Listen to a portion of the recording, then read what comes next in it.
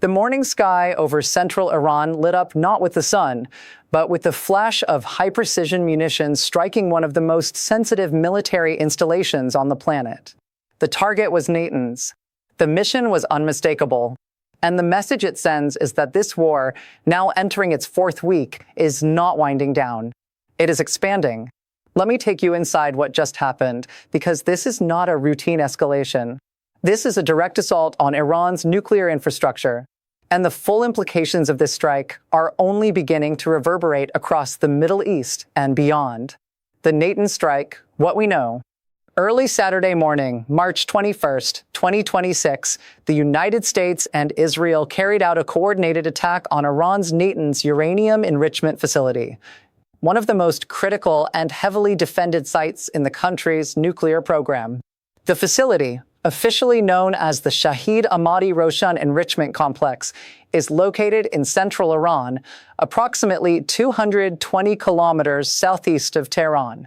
It has been the crown jewel of Iran's nuclear ambitions for decades. According to Iran's semi-official Tasnim news agency, the strike was part of what Iranian authorities described as criminal actions by the United States and Israel. The Atomic Energy Organization of Iran immediately condemned the attack, stating that it violates international laws and obligations, including the Treaty on the Non-Proliferation of Nuclear Weapons, NPT, and other nuclear safety regulations. The immediate assessment from Iranian authorities contained one piece of crucial information. No radioactive material leak was detected, and there is no danger to residents living near the facility. The Atomic Energy Organization said technical and specialized assessments were conducted by the country's Nuclear Safety System Center to evaluate the possibility of radioactive contamination, and the findings confirmed that containment measures had succeeded. But that is where the good news ends. Because the fact that there was no radiological release does not mean the strike was ineffective. On the contrary, the very fact that Iran's nuclear authorities felt compelled to immediately issue statements about safety suggests the damage was significant enough to raise serious concerns. The International Atomic Energy Agency, the UN's nuclear watchdog, confirmed that it had been informed by Iran that the Natanz nuclear site was attacked. IAEA Director General Rafael Grossi immediately reiterated his call for military restraint, warning of the risk of a nuclear accident. But his words landed in a vacuum. The strikes have already happened. The restraint he called for was not exercised. This is not the first time Natanz has been targeted in this conflict. The facility was previously struck in a U.S.-Israeli attack on March 2nd, just days after the war began. It was also one of 3 nuclear sites targeted by U.S. strikes in June of last year, alongside Fordow and Isfahan. But there is something different about this latest strike.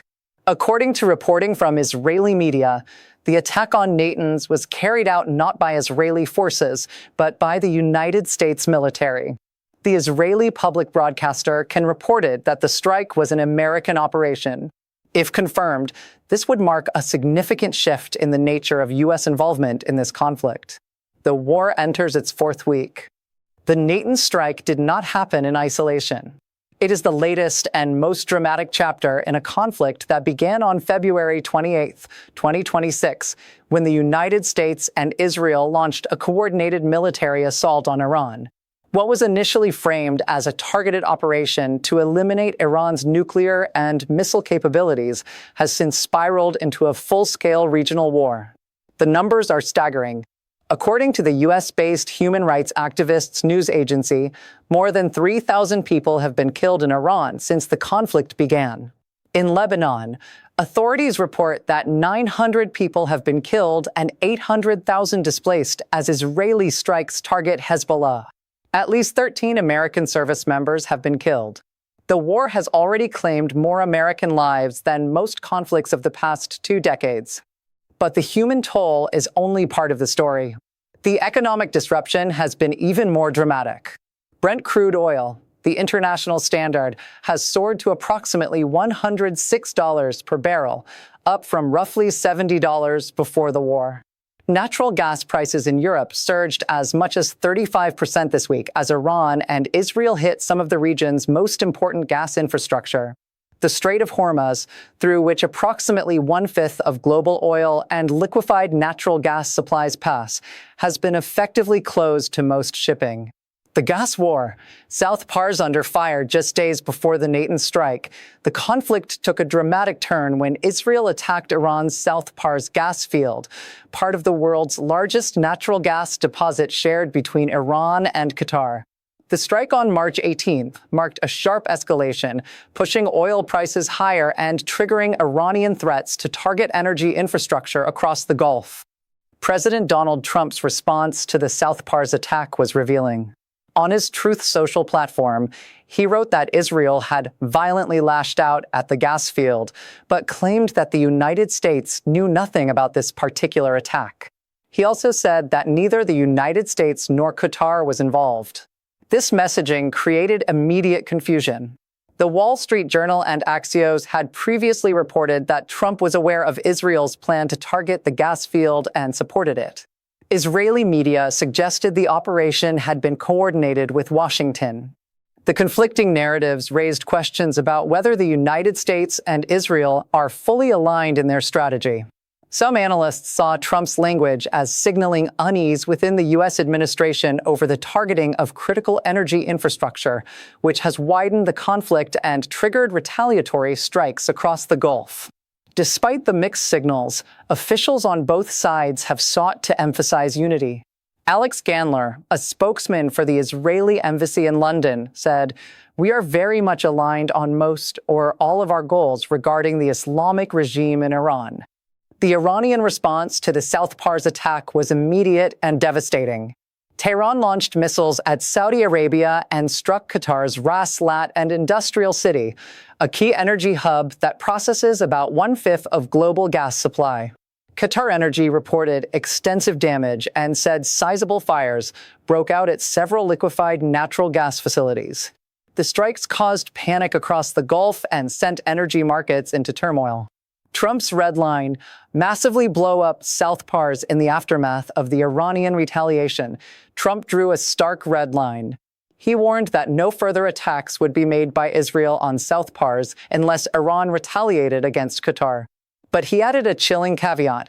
If Iran did attack Qatar, the United States will massively blow up the entirety of the South Pars gas field at a strength and power that Iran has never seen. He emphasized that the U.S. would act with or without the help or consent of Israel. This threat was accompanied by a temporary easing of sanctions on Iranian oil shipments to stem the global supply crisis. The U.S. Treasury's authorization, allowing for the delivery and sale of Iranian crude oil and other petroleum products loaded onto ships before March 20th, will last until April 19th. It is the third time the U.S. has temporarily waived sanctions in about 2 weeks. The move was clearly aimed at controlling oil prices, which have become a major political liability for the Trump administration. But the sanctions waiver also reveals a deeper tension. While the U.S. is militarily targeting Iran, it is also relying on Iranian oil to keep global markets stable. It is a contradiction that does not go unnoticed in Tehran. The fallout across the region.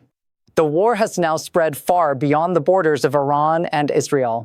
Saudi Arabia has been intercepting and destroying dozens of drones, with the Defense Ministry reporting successful interceptions in the east of the country. The UAE shut its Habshan gas facility after intercepting missiles in what it described as a terrorist attack by Iran. Even Kuwait has been intercepting air attacks. Perhaps most dramatically, Iran fired 2 intermediate-range ballistic missiles at Diego Garcia, the joint US-UK military base in the Indian Ocean. According to the Wall Street Journal and CNN, one of the missiles failed in flight and a U.S. warship fired an SM-3 interceptor at the other. Neither missile hit the base, but the message was clear. Iran can reach targets thousands of kilometers away. The attack on Diego Garcia prompted a sharp response from the United Kingdom. The Ministry of Defense said on Saturday that Iran's lashing out across the region and holding hostage the Strait of Hormuz are a threat to British interests and British allies. Britain has not participated in U.S.-Israeli attacks on Iran, but it has allowed American bombers to use UK bases, including Diego Garcia, to attack Iran's missile sites. This has drawn a warning from Iranian Foreign Minister Abbas Araghchi, who told UK Foreign Secretary Yvette Cooper that such actions will definitely be considered as participation in aggression. Israel's warning: intensity will increase significantly. While the United States sends mixed signals about de-escalation, Israel is making its intentions unmistakably clear. Defense Minister Israel Katz said in a video statement that next week, the intensity of the attacks by Israel and the United States against Iran's ruling theocracy will increase significantly. This warning came on the same day that fragments from an Iranian missile slammed into an empty kindergarten near Tel Aviv. There were no casualties, as the building was empty at the time, but the symbolism was impossible to ignore. Israel also continued its strikes against Hezbollah in Lebanon, with the military saying it began a wave of attacks targeting Iran-backed militants in Beirut's southern suburbs. Smoke was seen rising, fires broke out, and loud explosions were heard across parts of the Lebanese capital hours after the Israeli army renewed evacuation warnings for 7 neighborhoods. The Lebanese government reports that more than 1,000 people have been killed and over 1 million displaced by Israeli strikes since the war began. Russia's role: a loyal friend or a distant observer? In the midst of this escalating conflict, Russian President Vladimir Putin sent a message to Tehran. The Kremlin said Putin congratulated Iranian leaders on Nowruz, the Persian New Year, and said Moscow remained a loyal friend and reliable partner to Tehran. But the extent of Moscow's support for Iran is in dispute. Some Iranian sources have said they have received little real help from Russia in the biggest crisis for Iran since the 1979 revolution. Politico reported that Moscow proposed a quid pro quo to Washington. The Kremlin would stop sharing intelligence with Iran if Washington ceased supplying Ukraine with intelligence about Russia. The United States rejected the idea, and the Kremlin has dismissed the report as fake. But the very existence of such reports suggests a complex and shifting dynamic between the major powers. Russia was deprived of an ally when the United States toppled Venezuelan leader Nicolas Maduro, though Moscow has benefited from the high oil prices triggered by the U.S.-Israeli attacks on Iran. The published strategic partnership between Russia and Iran does not contain a mutual defense clause, and Russia has repeatedly said it does not want Iran to develop an atomic bomb, a step that Moscow fears would trigger a nuclear arms race across the Middle East. America's ground forces, 5,000 Marines and counting, even as President Trump speaks of winding down military operations, his administration is moving significant ground forces into the region. The United States is deploying 3 more amphibious assault ships and roughly 2,500 additional Marines to the Middle East.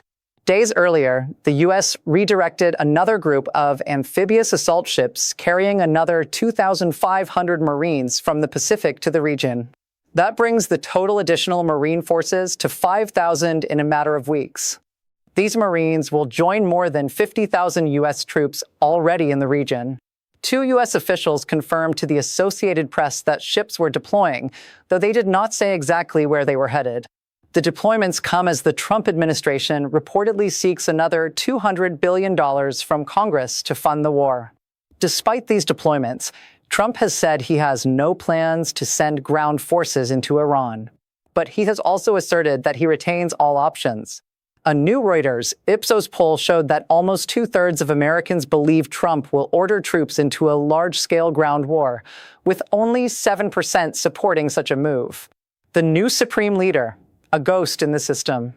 One of the most remarkable aspects of this conflict is the apparent absence of Iran's new supreme leader. Ayatollah Mojtaba Khamenei has not been seen in public since he became supreme leader following Israeli strikes that killed his father, Ayatollah Ali Khamenei, and reportedly wounded him. He did not appear at Eid prayers marking the end of Ramadan.